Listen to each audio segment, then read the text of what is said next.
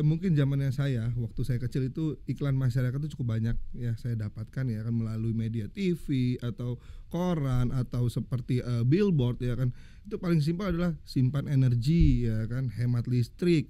Salah satunya juga melestarikan lingkungan lewat buanglah sampah pada tempatnya. Kalau bicara mengenai kemasan sendiri, nah ini sudah berapa lama berdiri dan sebetulnya apa yang mendasari lah ya pendirian dari kemasan.com? Gini, kalau di carikemasan.com itu kita memiliki value ya yang kita sebut dengan help UMKM.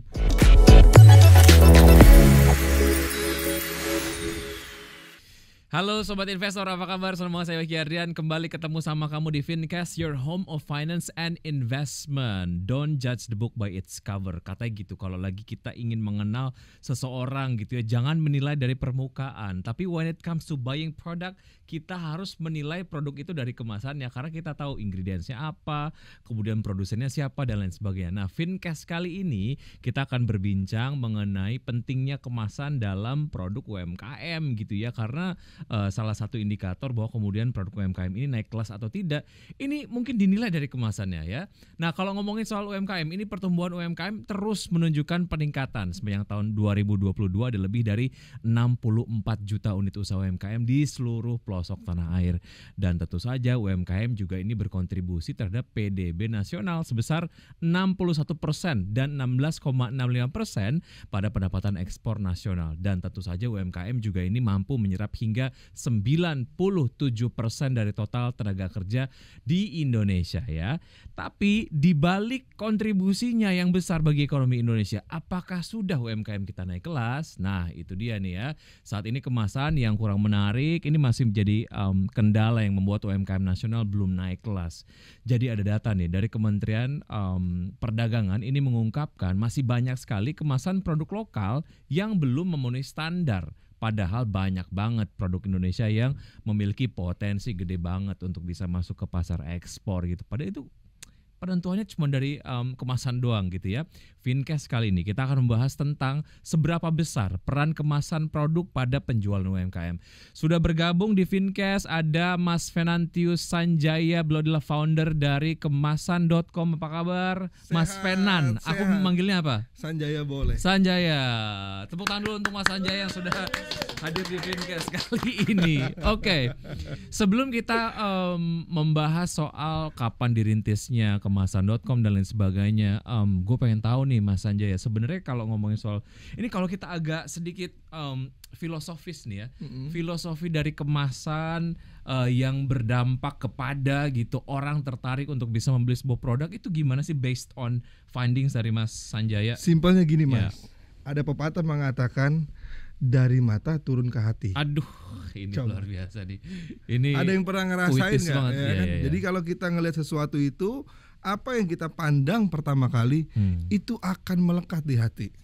Contoh ya kan, kalau saya melihat sebuah produk di dalam minimarket itu kan banyak sekali Mas, ratusan produk di sana gitu kan. Kita sebut misalkan produk itu snack, makanan ringan ya kan. Kita sebut mungkin lebih spesifik lagi makaroni yang gampang. Ya kan, dari sekian banyak makaroni, kenapa saya hanya memilih satu brand itu? Karena yang saya lihat adalah kemasannya. Lah itu yang membuat saya first impresif terhadap produk itu dan akan berkesinambungan. Lama-kelama saya akan selalu mengingat produk itu.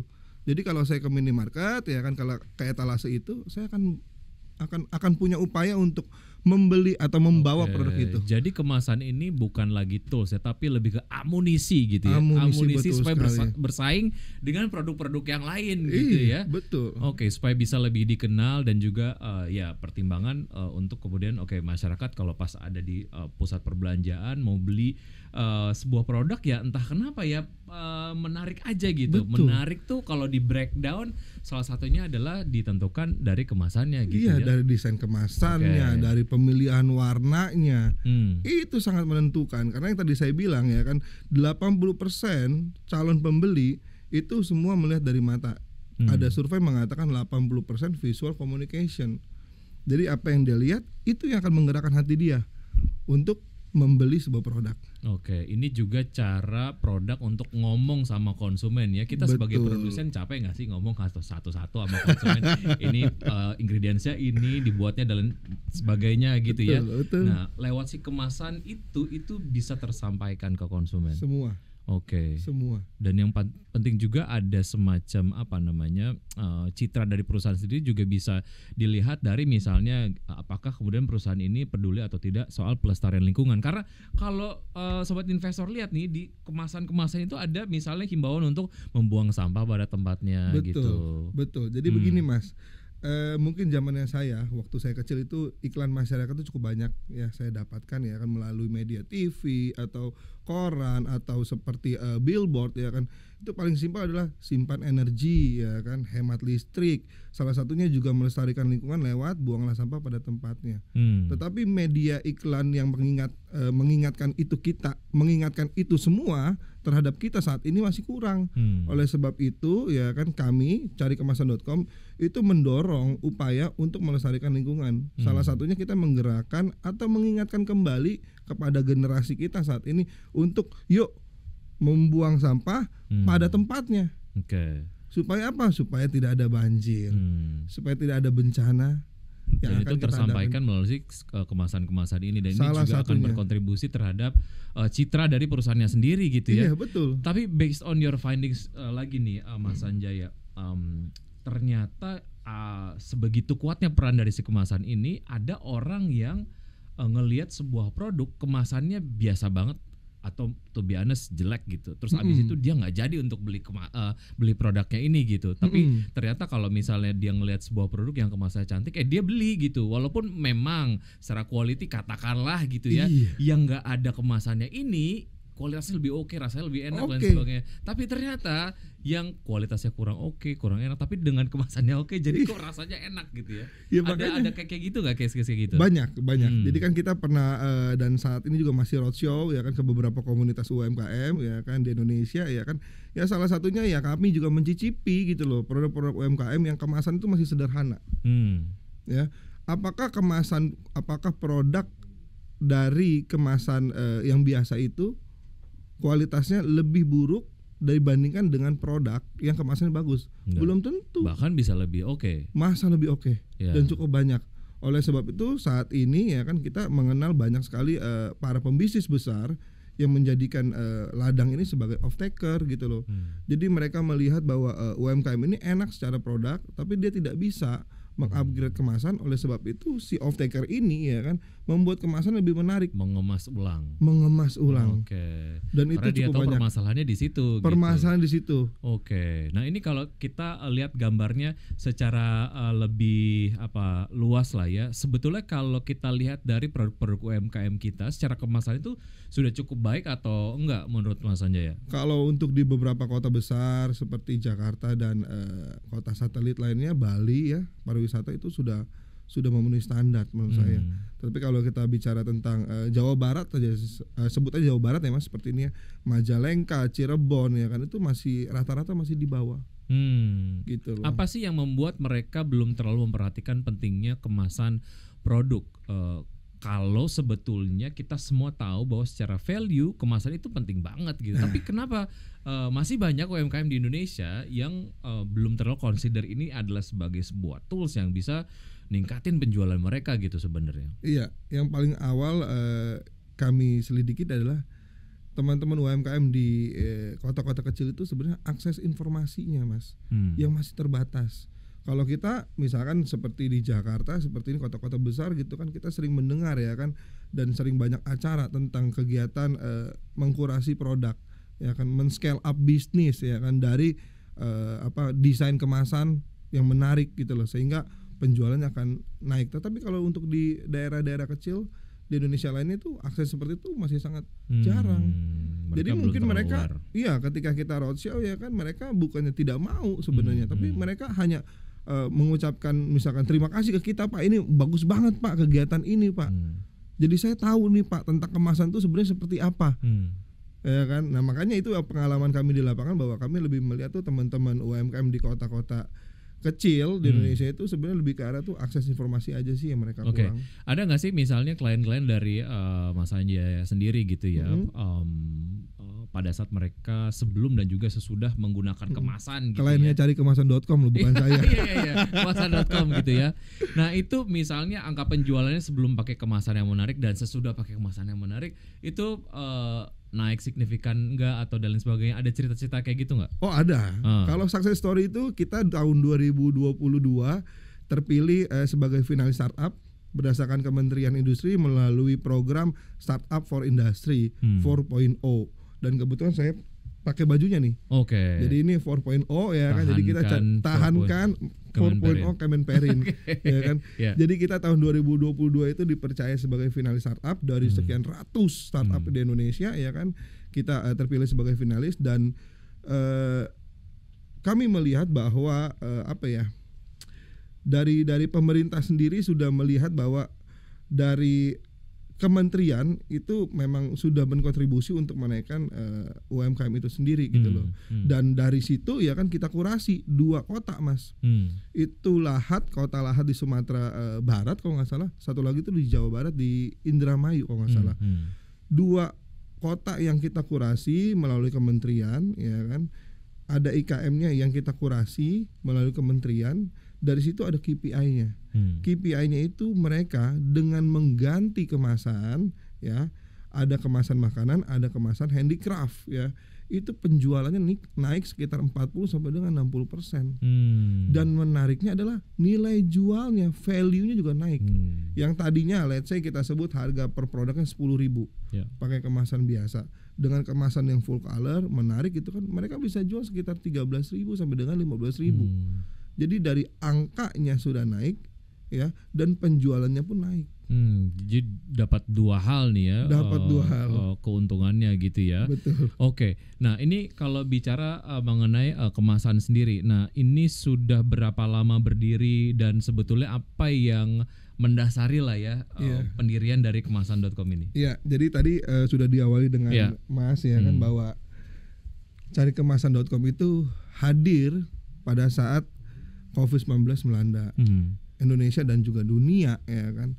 Kami juga melihat bahwa peran daripada UMKM pada saat itu untuk membantu GDP maupun perekonomian Indonesia itu cukup besar. Tetapi kami menilai perhatian dan support terhadap UMKM itu masih kurang. Oleh sebab itu kami putra-putri bangsa Indonesia ya berkomitmen pada saat itu dengan apa yang kita miliki dan kita ketahui tentang packaging produk yang menarik, kita membuat sebuah perusahaan startup yang namanya carikemasan.com. Dan betul sekali bahwa unit UMKM di Indonesia itu berdasarkan Kemenkop UKM itu lebih daripada 65 juta unit, dan itu tidak lepas dari peran atau tidak lepas dari kolaborasi peran antara pemerintah dengan swasta. Oleh sebab itu kami terpanggil gitu loh untuk membentuk carikemasan.com. Ya, walaupun seperti mungkin ada beberapa pemain yang sudah eksis di industri kemasan ini, tapi ya karena memang marketnya gede banget gitu, kebutuhannya banyak dan banyak UMKM yang memang perlu dibantu lah ya. Banyak. Produknya biar naik kelas lewat kemasan-kemasan ini gitu. Betul. Oke. Nah, pada saat itu langsung melakukan sosialisasi ke teman-teman UMKM atau apa prosesnya setelah kemudian berdiri nih carikemasan.com? Terus apa yang dilakukan waktu itu? Jadi yang pertama kita lakukan adalah kita membangun dulu ekosistem. Ya kan, kita melihat bahwa kemudahan untuk berbelanja itu menjadi poin nomor 1 untuk kita. Jadi kita bangun ekosistemnya dulu, kita bangun produknya dulu ya kan, apa yang dibutuhkan oleh masyarakat saat ini baru kita sosialisasi. Cara kita mensosialisasikannya pun pada saat COVID itu nggak seperti sekarang Mas gitu loh. Yang kita offline ya kan, dulu kan online ya kan. Jadi kita langsung bekerja sama dengan beberapa grup komunitas UMKM. Total UMKM yang ada di kita melalui kolaborasi komunitas itu kurang lebih sekitar 600.000 UMKM. yang ada di dalam ekosistemnya carikemasan.com. Oke, terus Jadi akhirnya seperti itu. bikin dulu ekosistemnya, terus juga berbagai macam solusi yang dihadirkan. Ini Betul. akhirnya bikin carikemasan.com juga ya dibutuhkan dan juga solusinya dicari gitu ya sama Betul, banyak orang. betul, Nah, betul. cara lo sendiri untuk membaca masalah-masalah yang ada itu gimana sih caranya supaya nanti gitu ya begitu memang startupnya benar-benar berdiri, ini benar-benar menghadirkan solusi yang emang dicari banyak orang gitu. Iya, jadi yang tadi saya bilang ya kan, jadi kita turun ke lapangan, ya kan, kita berdiskusi dulu lah, gitu loh, sama beberapa UMKM gitu kan, apa yang mereka butuhkan, ya kan, terus juga kita memberikan penjelasan tentang tantangan ekonomi saat ini gitu loh. Ya. Jadi kita juga bukan hanya menyerap informasi dari mereka, tetapi kami juga memberikan informasi kepada mereka, gitu loh, bahwa misalkan apa yang kamu butuhkan seperti ini dan apa yang market butuhkan saat ini seperti ini. Oke. Maka kita saling membutuhkan, maka kita bisa akan saling menjembatani gitu Iya, loh. iya. Kalau tadi kita ngobrolin soal bagaimana sebetulnya kemasan dari produk ini dapat menjadi salah satu amunisi, salah satu lah ya. Artinya kan berarti banyak sekali amunisi-amunisi yang bisa digunakan ataupun dimaksimalkan supaya sales ataupun penjualan dari sebuah produk UMKM ini bisa benar-benar meningkat. Betul, gitu. Dari betul. quality produknya juga tadi kita sudah bahas. Kalau produknya udah oke, kemasannya udah oke, terus apa lagi gitu? Findings lo apa, Mas Sanjay? Jadi gini, kalau di carikemasan.com itu kita memiliki value ya yang kita sebut dengan help UMKM. Nah, help UMKM ini akan kita bawa nih ya sepanjang kita melakukan kegiatan mengenai packaging produk UMKM. Help UMKM ini adalah value-nya si carikemasan.com. Hak yang pertama adalah hear. Ya, jadi kita turun ke masyarakat, kita mendengar ya kan apa keluh kesah atau problem si UMKM tersebut. Tentu ya Mas ya, UMKM yang di Bogor dengan UMKM yang di Jakarta ataupun dengan UMKM di Bali punya permasalahan sendiri. Oleh sebab itu dengan kita mendengar, nanti kita akan masuk ke fase berikutnya, itu huruf E. Yang kedua adalah kita memberikan edukasi. Edukasi itu sesuai tepat sasaran sehingga bisa membantu mereka untuk mencari solusi dan memecahkan masalahnya. Gitu loh. Baik secara offline, baik secara online, baik secara broadcast seperti ini dan apapun itu. Jadi kita akan share edukasi sebanyak-banyaknya supaya mereka tidak miss informasi. Yang ketiga adalah kita membangun bonding strength terhadap mereka dengan salah satu cara adalah kita tukeran kontak atau mereka kita buatkan grup WhatsApp. Nah, itu adalah lovable. Yang keempat adalah possible. Jadi kita kepingin ya kan, semua juga kepingin, tentu di sini juga Mas juga kepingin bahwa UMKM kita ya kan suatu one day gitu kan kita keluar negeri, kita ngelihat tuh Pak atau Mas gitu kan di etalase tuh ini produknya UMKM Indonesia. Jadi kita akan membuat UMKM Indonesia yang tadinya impossible menjadi possible. Sehingga mereka bisa benar-benar masuk ke global market. Oke, jadi memang dari si produsennya sendiri memproduksi produk yang berkualitas, kemasannya juga diperbaiki, ada upaya-upaya untuk kemudian membuat mereka lebih tangguh lagi lah ya. Betul. Dan juga skill untuk memarketingkan produknya juga itu nggak kalah penting gitu. Betul. Terus ada lagi ada B2B, ada G2G gitu ya. Iya, banyak, ada upaya dari pemerintah banyak sendiri. sekali. Ya, oke. Banyak sekali sekarang. Yang jelas semuanya orang kerja bareng lah ya di ekosistem yang penting UMKM di Indonesia. cuan aja gitu. Nah, yang penting cuan. Oke.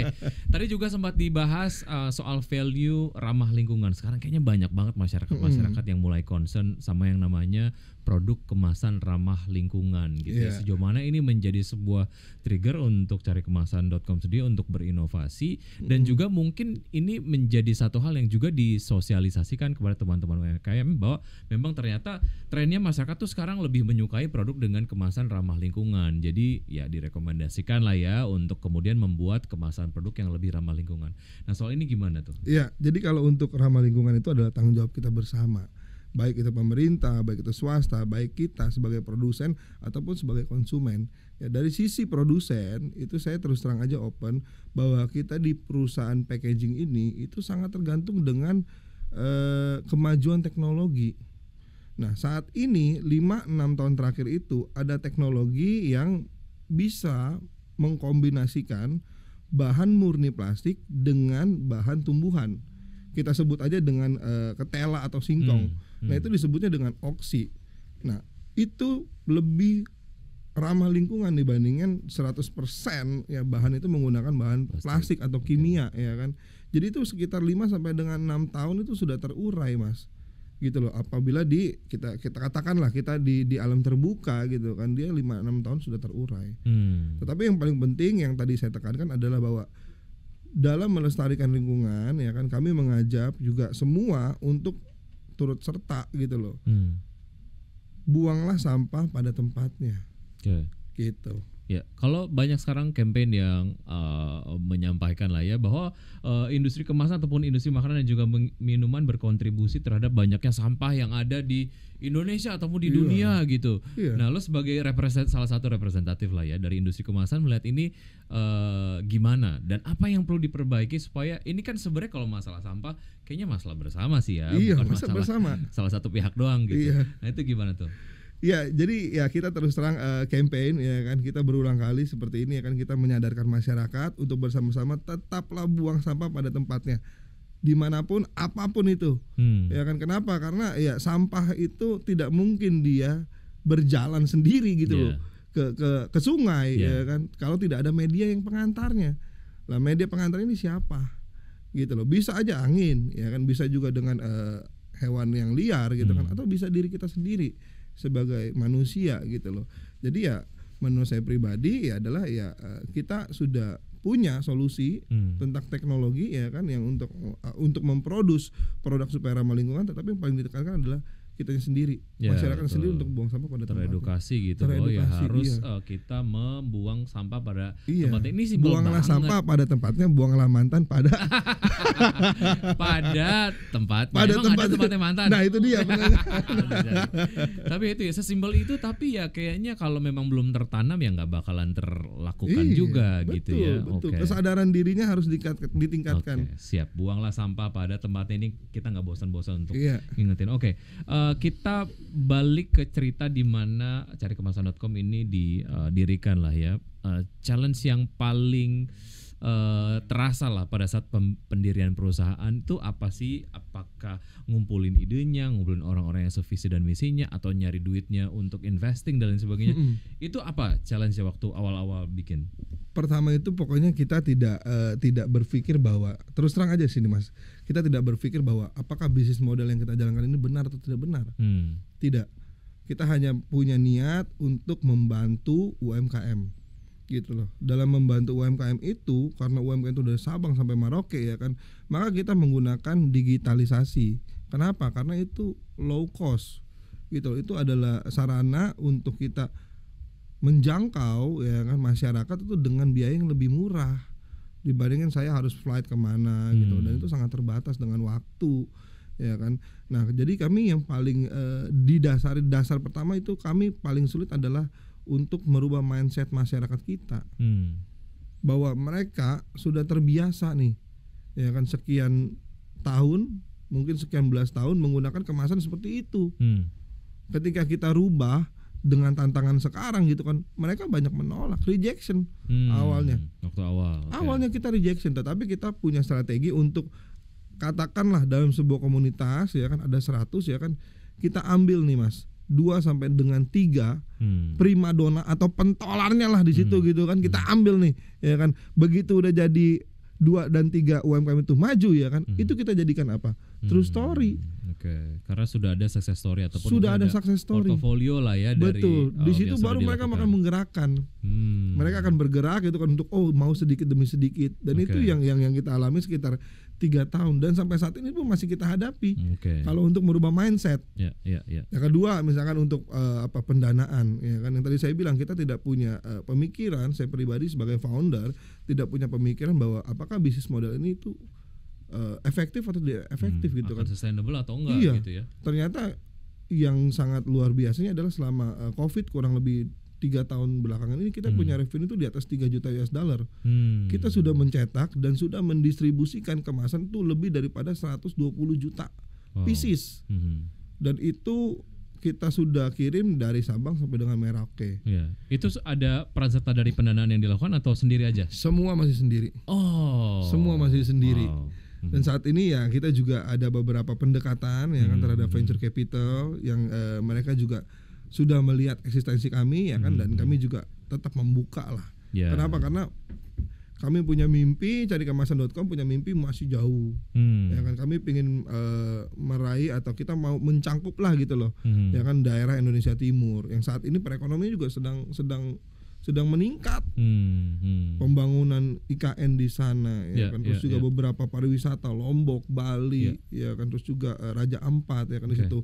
Maka banyak sekali tuh UMKM. Selama kita fokus sama solusi yang kita hadirkan, kayaknya ini akan menjadi solusi jangka panjang. Orang juga akan butuh dalam waktu yang panjang juga gitu ya, nggak yang cuma 1 tahun 2 tahun gitu. Tapi takut nggak pada saat pandemi COVID-19 banyak startup yang lay off karyawannya gitu. Itu sempat bikin teman-teman di carikemasan.com juga ketar-ketir nggak? Pasti ya kan. Mempertanyakan ini keberlanjutan bisnis gue gimana nih gitu. Pasti. Jadi gini, kita kan juga baca beberapa artikel ya kan lay off, dan itu semua perusahaan-perusahaan besar. Dan kalau dibandingkan dengan carikemasan.com ya carikemasan.com itu belum menjadi perusahaan startup yang seperti apa gitu kan. Ada perusahaan yang sudah unicorn ya kan, lay off sekian ratus, sekian ribu. Apakah kita takut di carikemasan.com? Pasti takut. Tetapi begitu kita selidiki bisnis modelnya adalah kami selalu mengingatkan kepada teman-teman startup, baik dia founder maupun investor gitu kan, ya back to basic gitu loh. Bisnis ya harus cari profit, bukan hanya revenue. Revenue besar tapi profitnya tidak ada. Bagaimana dia akan menjalankan roda perusahaan itu? Nah itulah yang cash banyak. Flow is a king gitu ya. Betul. Cash flow, customer is king tapi cash flow is king kong. Is the most king lah ya. Karena betul. Kalau ya mungkin pada saat awal-awal kemunculan perusahaan-perusahahan rintisan gitu ada semacam tren lah divisi juga mereka nggak terlalu khawatir kalau mereka burning money dan lain sebagainya gitu selama value-nya terus tumbuh dan lain sebagainya. Tapi ujung-ujungnya ketika cash flow-nya nggak baik ya akan susah juga bleeding juga kan mereka ya kan. Artinya apa ya? Berarti mereka harus mencari profit. Oke. Gitu loh. Sebagai salah satu stakeholders lah ya di industri dari UMKM lah di Indonesia ataupun anggota dari ekosistem UMKM di Indonesia, dari sisi lo sendiri sebagai pemain di industri kemasan dan juga apa yang kemudian dilakukan oleh teman-teman UMKM mengenai shifting mereka ke dunia digital ataupun digitalisasi, gimana bisa jalan bareng supaya digitalisasi ini juga penting? Karena kalau ngomongin soal digitalisasi, produk yang baik itu dikemas dengan baik, otomatis secara quality juga akan nyampe ke konsumen dengan baik juga gitu ya. Dan lo ngelihat UMKM kita tuh udah oke banget nggak sih shiftingnya, prosentasenya udah ideal atau belum? Kalau pribadi ya ini ya, kalau saya bilang sih belum begitu bagus ya. Kenapa? Karena di Indonesia ini kan negara kepulauan ya, dan tantangannya juga cukup beragam ya. Ada sekitar mungkin ya ratusan adat istiadat di Indonesia ya kan, dan mereka punya pemahaman sendiri-sendiri gitu loh. Jadi shiftingnya itu pun kadang sometimes kita datang gitu kan, kita untuk kebaikan mereka, sometimes kita juga dianggap sebagai ya mereka nggak mau merubah gitu loh. Ini saya sudah nyaman begini gitu loh Mas. Saya udah nyaman begini gitu loh kan. Nah kalau kita benturkan terus dengan situasi seperti saat ini gitu kan, ya kita juga salah. Tapi kita hanya memberikan informasi saja ya kan, yang kelak suatu hari ya kan informasi itu bisa punya jadi bekal lah buat mereka gitu loh, untuk merubah produk mereka ya kan, dari tradisional yang kemasannya biasa saja menjadi kemasan modern yang full color. Nah dari situ ya kan kita suka bilang gitu loh, kalau kemasan ini bagus gitu kan, ayo dong diiklanin, ayo dong di branding gitu kan. Dengan salah satunya caranya apa? Digitalisasi. Buka aja itu namanya Facebook, buka aja itu namanya sosial media. Itu udah paling simpel banget. Habis itu difoto, habis itu dipromosikan. Foto gitu ya. Promosikan pakai hashtag. Itu benar-benar murah. Dan itu benefitnya banyak. Kenapa? Kalau kita ngomong tradisional gitu kan, kita buka toko jam 9 sampai jam 5. Dan hanya terbatas kalau saya buka toko Tanah Abang misalkan seperti ini gitu kan. Hanya pembelinya di sekitar situ aja. 5 kilo lah paling jauh ya kan. Tetapi kalau kita digitalisasi itu bisa kemana aja. Bisa kemana aja. Kita tidur ya kan, ada penjualan. Pas besokannya udah ada ordernya. Udah ada ordernya, betul. Mudah-mudahan dengan ada carikemasan.com ini langkah UMKM bisa lebih jauh dan lebih luas lagi, bisa lebih panjang lagi langkahnya gitu ya. Amin. Supaya memang banyak banget ya masyarakat Indonesia ataupun mungkin UMKM di Indonesia bisa lebih sejahtera dan juga naik kelas. Ngomongin soal naik kelas, ada rencana untuk IPO? Kita sudah diskusi ya, karena ini gedungnya kan gedung IPO semua gitu ya. Ya jadi kita ada juga rencana ke sana, tapi tetap yang saya bilang itu kita akan fokus di awal adalah di customer satisfaction dulu. Jadi kita menjadikan kepuasan pelanggan itu nomor 1. Setelah itu sudah kita raih, ya kan, maka tentu ya kita pasti mau IPO gitu loh. Kenapa? Karena tujuan kita IPO adalah kita mau meraih banyak gitu loh UMKM yang kita mau bantu. Gitu. Ini penting sih, bukan hanya lo membuka saluran dana dari manapun, tapi yang paling penting adalah lo sudah memuaskan pelanggan lo atau belum. Kalau memang sudah bisa memuaskan itu, makin banyak yang suka, ekspansi juga akan lebih mudah. Masanya langsung dari sumbernya ini, langsung dari masternya. Thank you udah gabung di Fincast, sukses selalu. Kita tunggu cerita-cerita berikutnya. Thank you. Oke. Dan sobat investor, sampai ketemu di Fincast berikutnya. Dah.